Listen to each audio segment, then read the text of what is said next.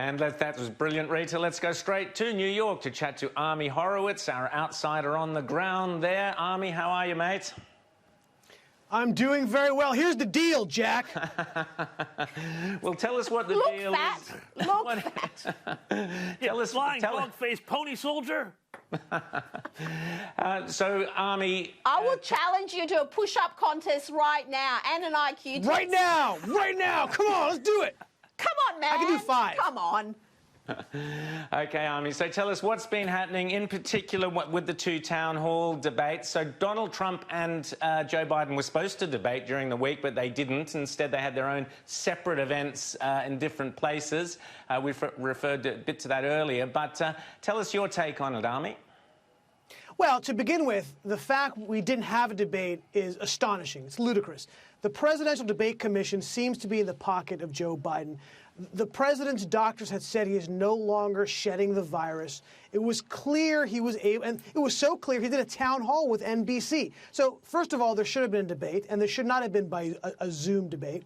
So, of course, we have that issue.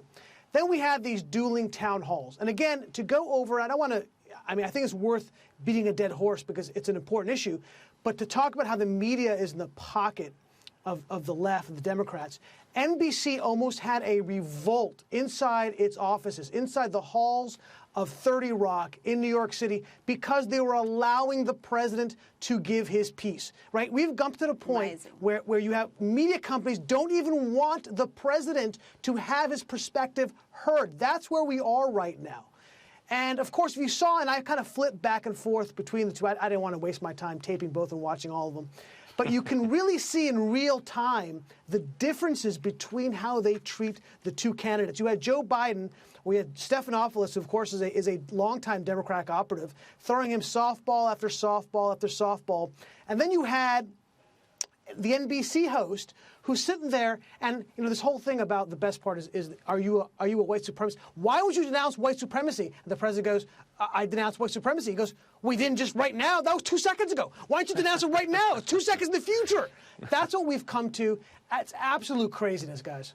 Well, I think, Ami, as well, that this idea that the moderator there kept coming up with, well, it feels like you were hesitant to denounce it. I mean, what on earth is that all about? Anyway, James.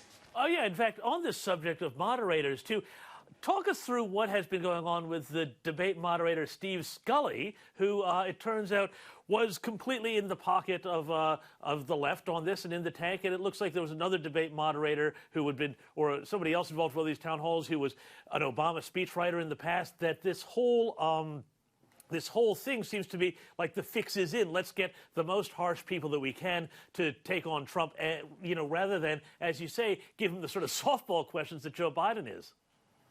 Yeah, here's a piece of advice if something embarrassing happens on Twitter. If you weren't hacked, don't say you were hacked. We're all going to find out you weren't hacked, okay? I mean, that's like basic 101 when you do something stupid on Twitter. Just delete it and say, my bad. But, of course, Steve Scully did not do that. He's been a long-time kind of Democratic operative. I think he actually interned for the Joe Biden campaign at one point. Look, it is ludicrous.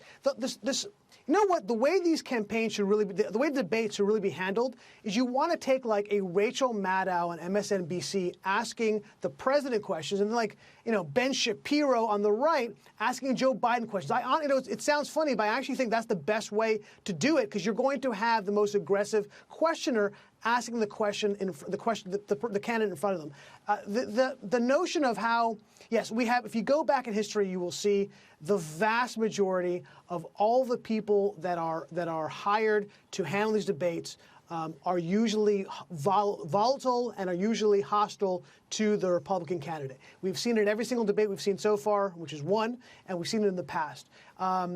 This whole system needs to be fixed. It's almost broken, I got to say.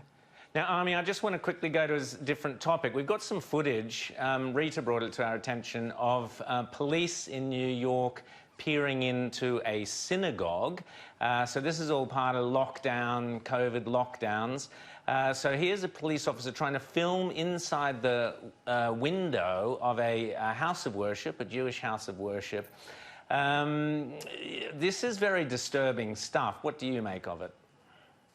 Yeah, it is disturbing. I haven't seen the actual footage myself. I haven't heard about it, but there is obviously debates going on right now on what we need to do. Look, there is no question that there is hot spots in certain Jewish areas of New York. And I got to say, I personally don't like it. I don't like that they are not being as protective as possible. I don't like that they are going against some of the rules, which make sense. Like, some of the rules don't make sense, but some of them do, in fact, make sense. It does bother me a great deal. Having said that, it's the application of the law which bothers me, right? So you have massive rallies of Black Lives Matter and anti-police rallies going on for months, and we do nothing but laud them. Just recently, a few days ago, there was a major Muslim rally for a holiday, and nothing was done to stop that. But if Jews are dancing in the street when it's a holiday for them, then we have a problem. So look, the truth is I'm of two minds. On one end, I do think that the Haredi, the ultra-Orthodox Jewish community in New York and around the world need to take more precautions than they have. But at the same time is the uneven application of the law, which bothers me a great deal. And you see an example of that video you talked about. Rita. I want to go back to Joe Biden. You're right, he had a very easy town hall, but it was still illuminating because this is the supposed moderate Democrat, and yet he seems to be putting forward in this clip the notion that 8-year-olds can decide to change their gender. The idea that an 8-year-old child or a 10-year-old child decides, you know, I decided I want to be transgender. That's what I think I'd like to be. It'll make my life a lot easier. There should be zero discrimination. And what's happening is too many transgender women of color are being murdered. They're being murdered. I mean, I think it's up to now 17. Don't hold me to that number, but it's higher now. So my question is, what's happened to Joe Biden? What's happened to the moderate Democrat who now seems to be championing 8-year-olds getting gender transition? Well, I'm not sure where Joe Biden, if he knows where he is. I mean, he's just taken by the left and pointing in the right direction and kind of give it a little bit of push to go do their bidding. No, Joe Biden of the 30s and the 40s and the 50s and the 60s and the 70s and the 80s, he was fine. But the Joe Biden today is a different Joe Biden. And look, I don't want to get this whole thing if he's all there, if he's not all there. But there's no question he has become sort of an empty suit for the left. I think that's a perfect clip that illuminates what we're talking about. The radicalism, the political radicalism, the social radicalism, to say that an 8-year-old should decide on whether or not they want to be the other sex moving forward is astonishing. It's insane. Now, there he is parroting the hardest heart of the left when it comes to that issue. No, Joe Biden is. Look, I mean, I can go on and on about Joe Biden, but I mean, just in that same town hall, he was asked whether or not he was going to change the fundamental nature of our democracy by taking one of our pillars of democracy, the judicial courts, and expanding them beyond any reason, right? To expand to what we call now the court packing of the Supreme Court, which hasn't even been attempted in over 100 years.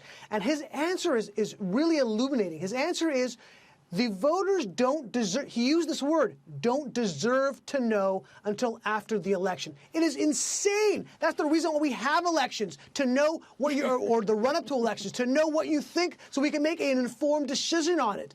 I mean, it is, and then of course they change the language to say court packing is what the Republicans are doing. It's insane what's going on. It's absolutely crazy. Well, Ami Horowitz, the voters certainly do deserve to know, and that's why you're here with us, and that's why Outsiders here. Thanks so much, Ami, for coming on this evening in New York, this morning in Australia. Thanks, mate.